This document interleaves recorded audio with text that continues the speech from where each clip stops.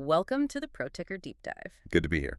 So, if you are holding Axon Enterprise in your portfolio today, you are probably having a very good Wednesday. I would call it a historically good Wednesday, honestly. Yeah, it's Wednesday, February 25, 2026. hmm And we really need to talk about what just happened in the market. The stock surged roughly 19% yesterday following their Q4 2025 earnings. And frankly, the market is freaking out. It is. And for a company of this size, we are talking about a market cap that is now firmly over $35 billion Right. to jump nearly 20% in a single trading session. That just doesn't happen often. That is a massive repricing event. Tells you that Wall Street didn't just, underestimate the earnings. They fundamentally misunderstood the company. And that is exactly the core of what we need to unpack today. Because for the last decade, if you ask the average person on the street, or even, frankly, the average investor who Axon is, they would just say, oh, that's the Taser company. Yeah, the guys who make the yellow plastic gadgets on police belts. Exactly. And if you still think that today, in 2026, you are missing the entire story, you are investing in a history book.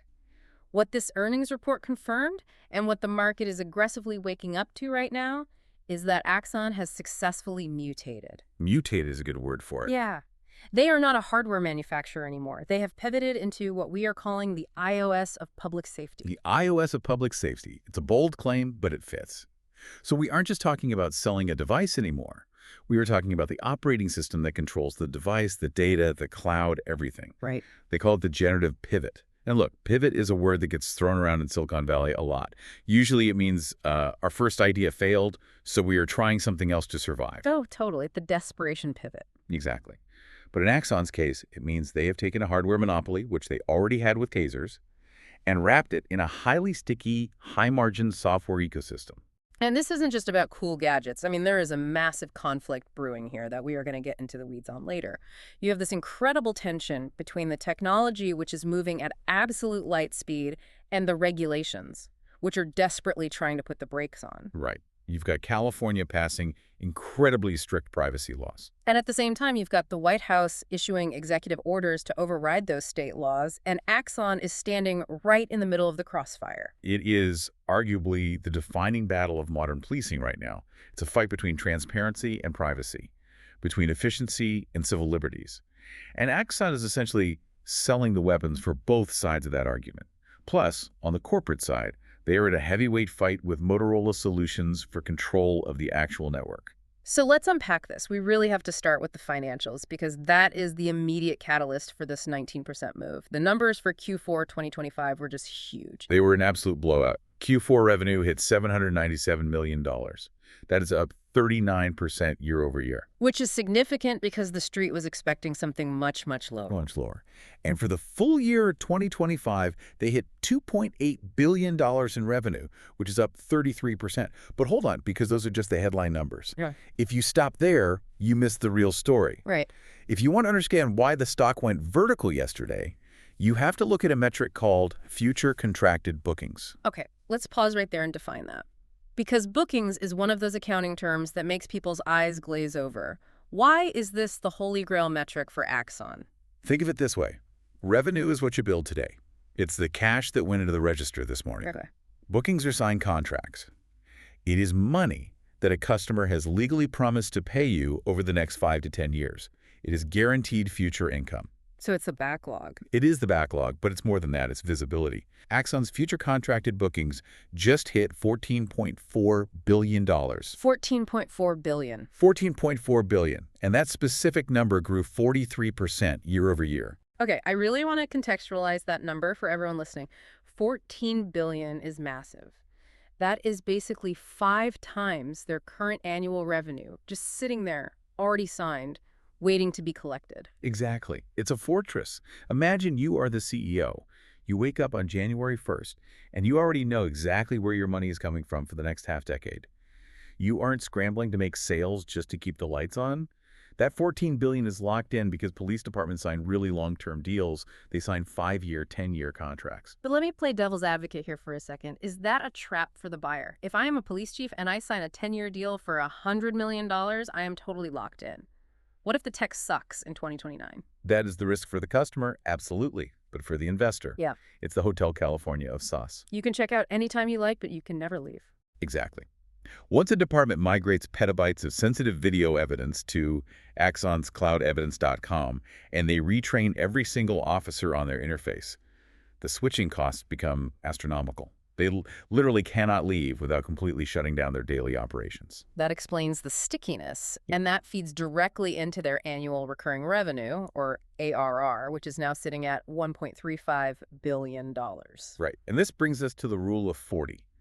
This is a metric that software investors basically live and die by. Break that down for us. What exactly is the rule of 40? It's a heuristic to judge the health of a software company. You take your revenue growth rate percentage and you add it to your profit margin percentage.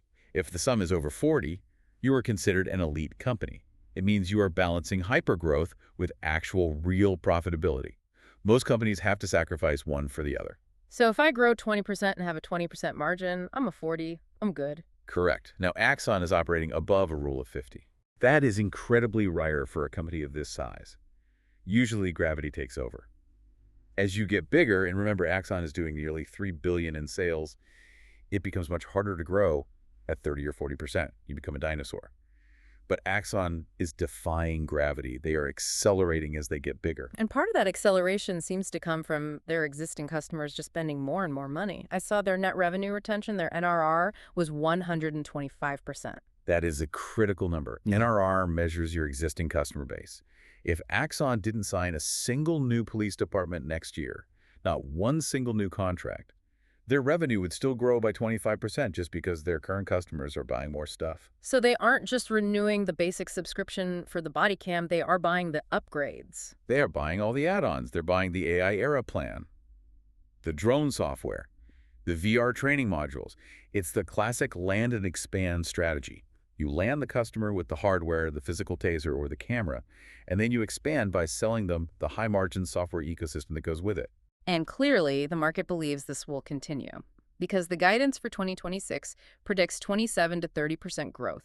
They are aiming for roughly $3.57 billion next year.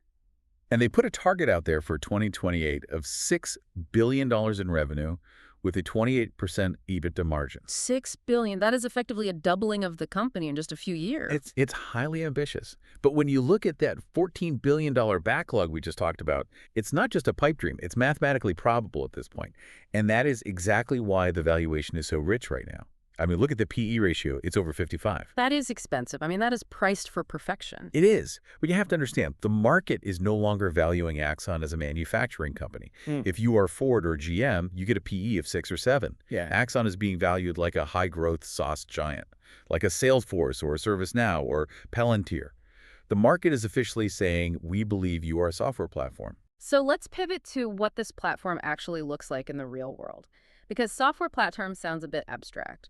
In the earnings call, they talked a lot about this concept of call to closure. Right. This is the entire ecosystem play. Axon doesn't want to just solve one little problem for a department. They want to own the entire life cycle of a police incident. Call to closure means handling the data from the millisecond the 911 call is placed all the way until the judge slams the gavel in the courtroom years later. So let me walk through that timeline. I really want to visualize this. Let's say there is a high-stakes incident, a bank robbery in progress. Walk me through the life of a 911 call in the new Axon ecosystem. Okay. Step 1 is the call. Historically, this is archaic. You call 911, a dispatcher hears your voice, they maybe type some notes into a CAD system, and they radio a cop. It's voice only, it's slow, and crucial information gets lost in translation. Axon is completely changing what they call the first 120 seconds. And this is through the acquisitions they made, right? Carbine and Prepared. Correct. So in the Axon world, you call 911 from inside the bank while hiding under a desk. The dispatcher sends a secure link to your phone instantly. You tap it. And instantly, the dispatcher has a live video stream from your phone's camera. They aren't just hearing you say he has a gun. They can literally see the gun. They can see the hostages. And this is happening in real time? Real-time video. And the AI is layering on top of that feed. It's transcribing the call instantly. And here's where it gets really wild. Translation. Oh. If you are whispering in Spanish or Mandarin or Vietnamese, the dispatcher is seeing English text on their screen in real time. Over 50 languages are supported. That is a game changer for response accuracy. I mean, the language barrier in emergency situations is a huge liability. Huge. And the system is smart. If the dispatcher's screen picks up a keyword like gun or hostage in that transcript, the system automatically alerts the real-time crime center. It doesn't wait for a human to manually push an alert button. It's proactive. Okay, so the call is in, the system is alert. Now we move to phase 2, the response. The cops actually have to get there. But Axon is saying maybe the cop isn't the first thing that arrives on the scene anymore. Enter the drone as first responder, or DFR. This is a massive push for them. Axon has integrated deeply with Skydio drones. The concept is that when that 911 call gets triaged and flagged as high priority, a drone automatically launches from a dock on a rooftop nearby. Wait, autonomously, there's no pilot standing there with a joystick. It's what they call remote operations. A pilot might be watching from a command center miles away to oversee it, but the drone basically flies itself to the GPS coordinates of the caller, and it gets there in 2 minutes. The squad car might take 10 or 15, depending on traffic. So before the officer even puts the car in park, they already have eyes on the scene. Exactly. The officer has a screen mounted in their cruiser. They are seeing the live overhead feed from the drone while they're driving. They know the suspect ran out the back door. They know he tossed the weapon in a dumpster in the alley. This is basically God mode situational awareness. And this all feeds into Fusus, right? Yes, Fusus is the brain of the whole operation. It's the real-time crime center software that Axon acquired. It takes the feed from the drone, the feed from city traffic cameras, maybe even the feed from a private doorbell cam if the owner opted in and gave permission, and it layers all of it onto one unified digital map.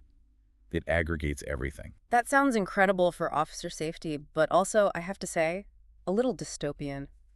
God mode. A dispatcher accessing my doorbell camera. We will definitely get to the privacy implications because you are right, it is heavy stuff. But from a purely practical perspective, it's undeniable how effective it is. Okay, so the officer finally arrives. That's phase 3, the interaction. They jump out of the car, and they are wearing the new Axon Body 4. Which is no longer just a camera, it's a sensor hub.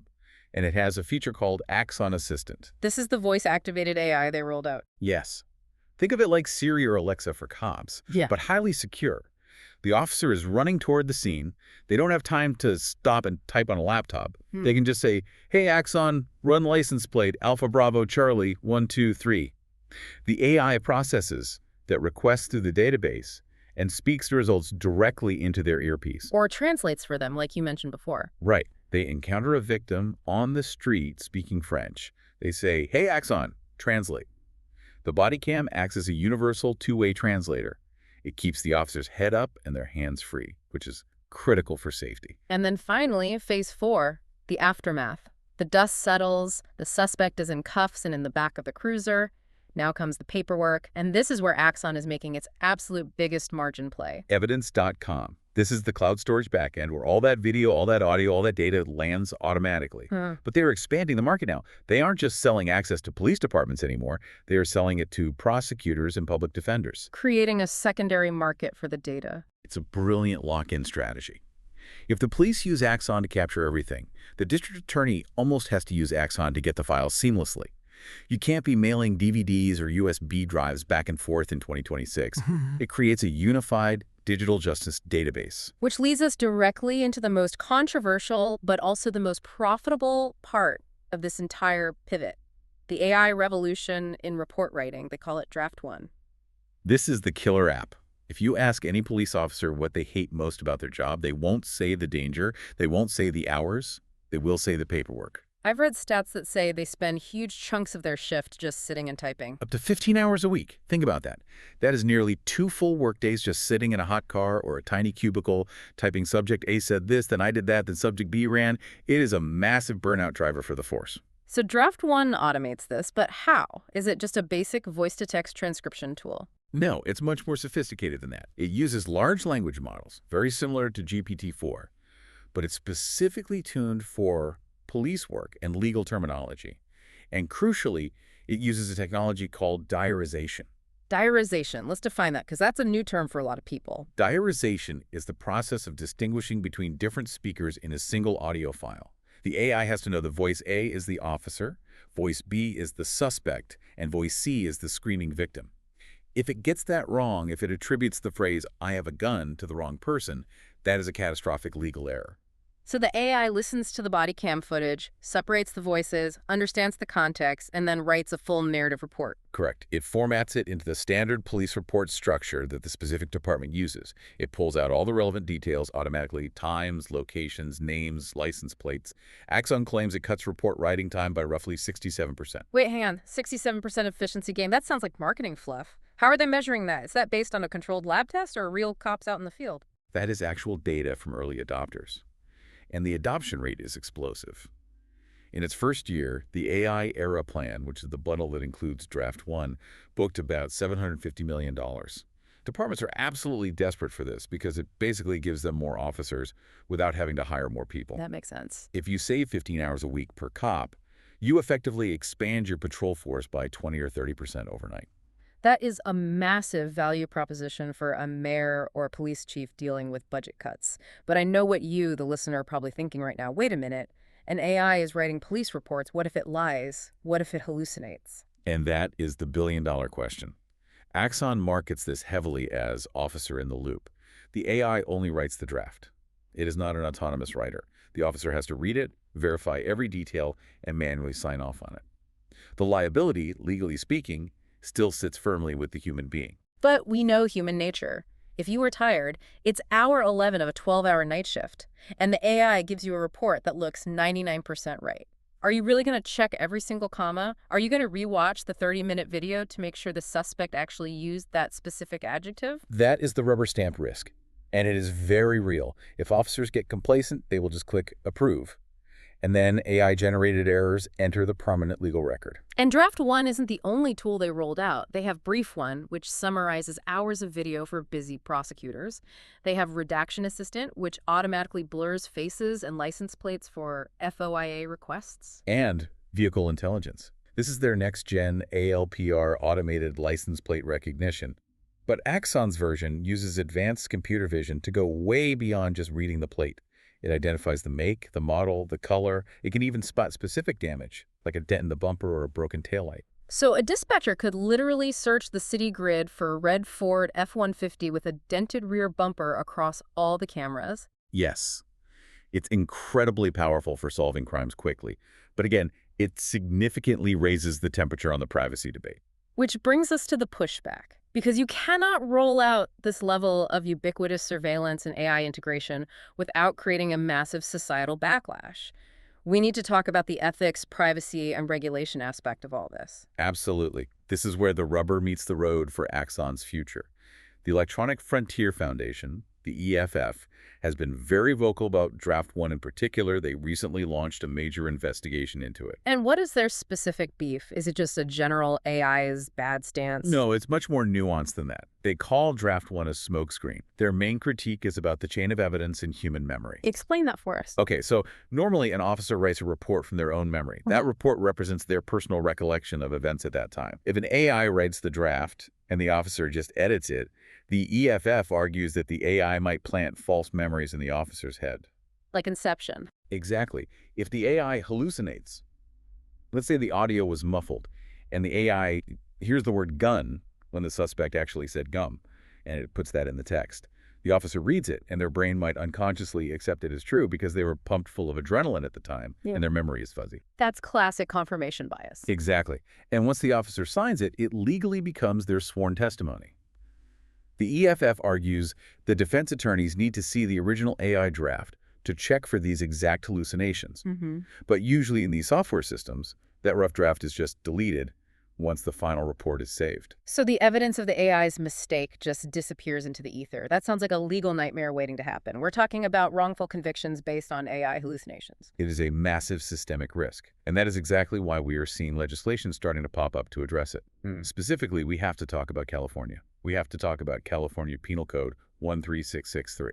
Right. This law just went into effect January 1st, 2026. Right. And it's a direct, targeted response to tools like Draft 1. It mandates two major things. First, police departments must disclose if AI was used to generate any part of a report. You can't hide it behind the officer's signature anymore. Second, and this is a really big one, they must retain the original AI draft for the exact same duration as the final report. So they have to save the receipts. They have to save the rough draft. This completely prevents the copy, paste, and delete loophole. If the AI made it up, the defense attorney will be able to clearly see that the AI generated that word, not the officer's memory. How is Axon reacting to this? Are they fighting California in court? Publicly? No, they claim they build privacy by design. But let's be honest, this law forces their hand. They have to build these expensive transparency and retention features into their software because the biggest state in the union demands it. If they lose California, they lose a massive chunk of their total market. But then, just to make things more complicated, you have the federal government coming in from the top rope. We have this executive order from December 11, 2025. It's titled Ensuring a National Policy Framework for Artificial Intelligence. This is where we get a legitimate constitutional crisis brewing. The current federal administration views AI development as a global arms race. They want American tech companies to dominate globally. They look at a patchwork of 50 different state laws, some banning AI, some regulating it heavily like California, and they see a massive barrier to innovation. So the executive order is actively trying to overrule states like California. Explicitly. The order talks about preempting onerous state laws that interfere with interstate commerce. They even established a dedicated AI litigation task force at the federal level to sue states that pass laws that are too restrictive or that try to force AI models to have certain ideological biases. So Axon is caught right in the middle of a turf war. You have California saying, show your work and save the drafts, and the Fed saying, move fast and break things, don't let states slow you down. It's a very tricky tightrope. Legally speaking, the feds might eventually win on supremacy clause grounds.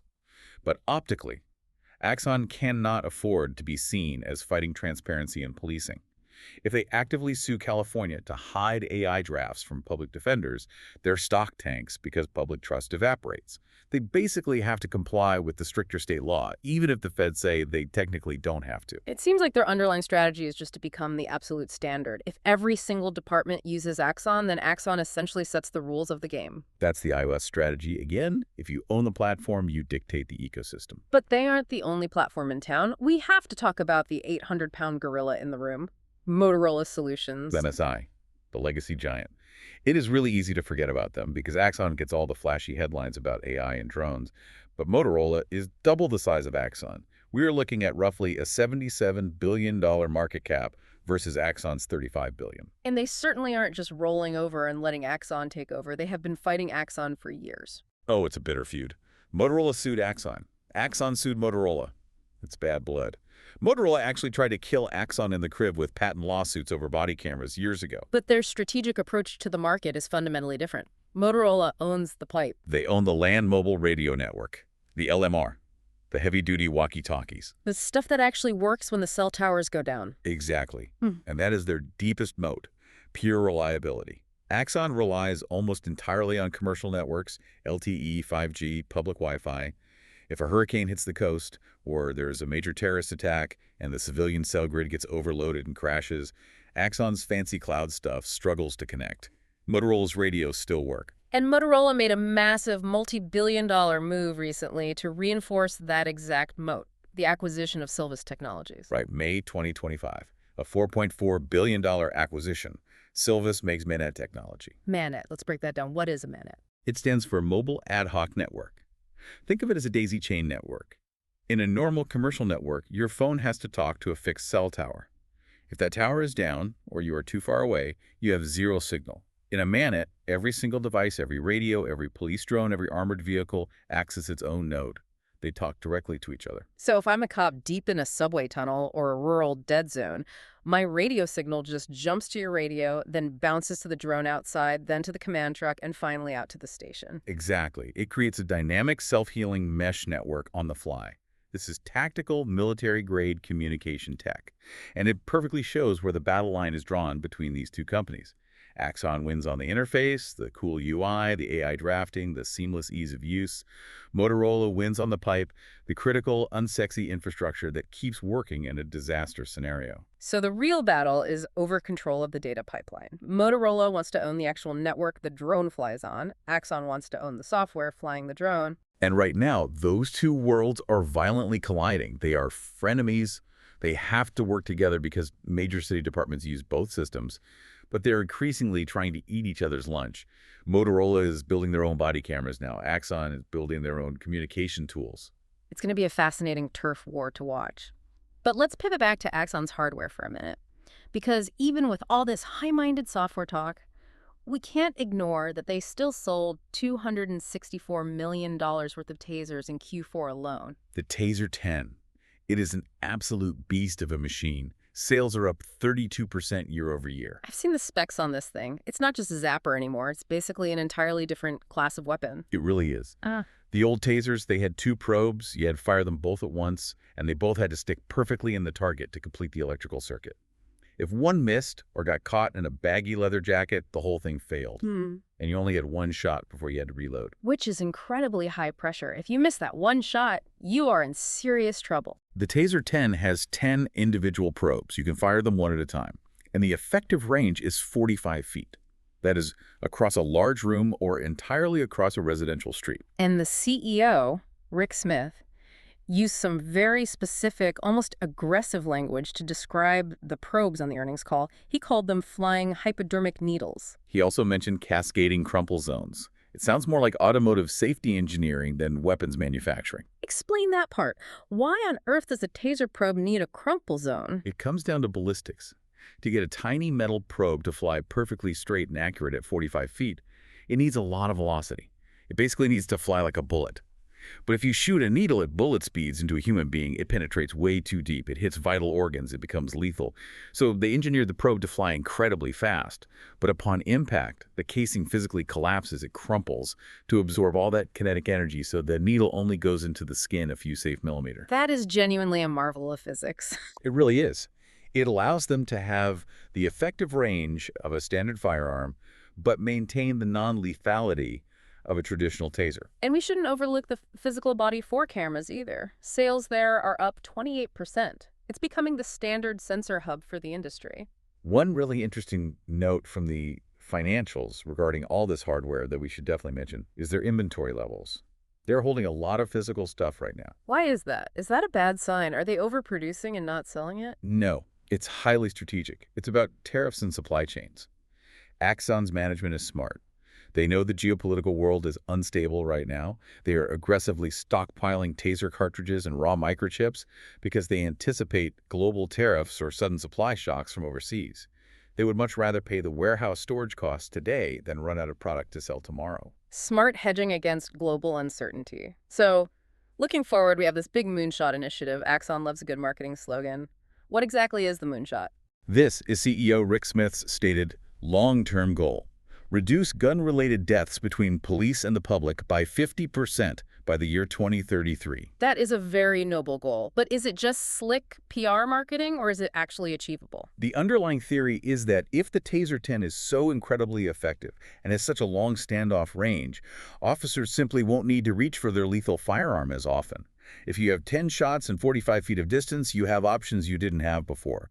Combine that with using their VR training simulators to teach de-escalation tactics under pressure. It's a very compelling sales pitch to city councils. Buy our expensive tech ecosystem, and you will empirically have fewer lawsuits, fewer protests, and fewer tragedies. Exactly. It perfectly connects the moral mission of the company with the profit motive. That is Rick Smith's absolute specialty as a CEO. And where is the real financial growth coming from next? Is it just selling more and more stuff to American cops? Have they saturated the U.S. market? International expansion is the next big lever. Right now, international sales are only about 23% of their total revenue. But they're starting to see really big contract wins in the UK and Australia. If they can get Europe and South America to fully adopt the Axon ecosystem the exact same way the U.S. has, the financial runway is massive. And they're looking hard at the civilian market too, right? Yet enterprise security, retail loss prevention. Think about a security guard at a large indoor mall, or even just workers at a grocery store dealing with theft. Axon desperately wants them wearing body cams too. It's a massive expansion of their total addressable market. So bringing it all back to the investor listening to us today, the stock is up 19%. The valuation is undeniably sky high. Axon has successfully convinced Wall Street that they are a high-margin tech platform. They have. The generative pivot is real, and the market bought it. They have successfully transitioned from being just the taser company to being a dominant data and AI company. But the risks to that valuation are very real too. Very real. Yeah. You have regulatory hurdles, like California, that could severely slow down AI adoption. You have the looming risk of AI errors in a courtroom, leading to a massive public scandal. You have Motorola fighting tooth and nail for control of the physical network. And you have a stock valuation that is currently priced for absolute perfection over the next 5 years. Right. If they stumble even a little bit, if growth slows down to, say, 20%, that stock price has a very long way to fall to meet reality. It does. But right now, today, the momentum is undeniable. The call-to-closure ecosystem is rapidly becoming the standard operating procedure for modern policing. It's a fascinating time to be watching this space, that's for sure. Before we go, I want to leave you, the listener, with one final thought to chew on. We talked about the officer in the loop. We talked about legal liability. Here's the question you have to ask yourself. If an AI writes the report that ultimately puts someone in a state prison, and that AI hallucinated a tiny, crucial detail that the tired officer missed at the end of their shift, and that person loses 5 years of their life behind bars, who is really responsible? Is it the officer who absent-mindedly signed it, the police department that bought the software to save money, or the multi-billion-dollar software company that trained the model in the first place? That is exactly the question that the courts are going to be wrestling with for the next decade. And we will definitely be here to cover it as it unfolds. Thanks for listening to this deep dive into Axon Enterprise. See you next time.